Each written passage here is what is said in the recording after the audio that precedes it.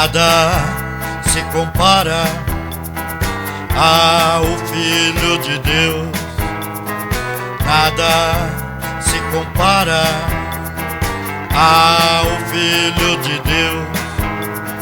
Jesus Cristo nasceu para ser um grande rei. Jesus Cristo nasceu para ser um grande rei. O leão virou mel, o cajado virou chave, o mel matou a fome de um guerreiro. A chave abriu o mar vermelho. O povo atravessou para o outro lado em seco. Miriam cantou: só o Senhor é Deus, só o Senhor é Deus. Nada se compara ao Filho de Deus. Nada se compara ao Filho de Deus.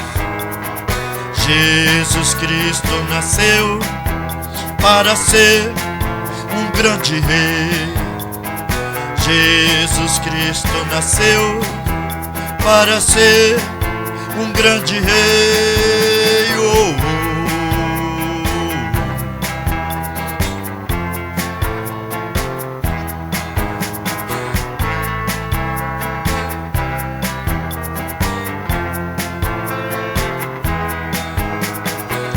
Nada se compara ao Filho de Deus.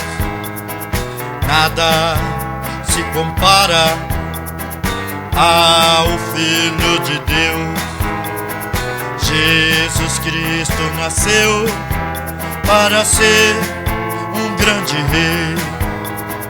Jesus Cristo nasceu para ser um grande rei.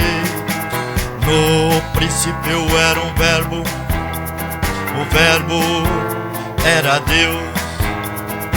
O verbo estava com o próprio Deus.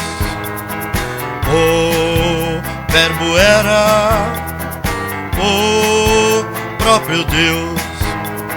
O verbo se encarnou e entre nós ele viveu. Nada se compara ao Filho de Deus. Nada se compara ao Filho de Deus. Jesus Cristo nasceu para ser um grande rei.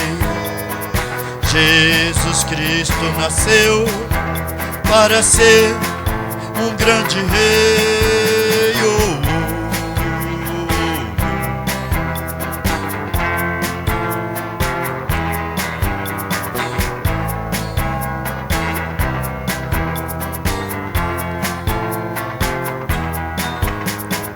Nada se compara ao Filho de Deus.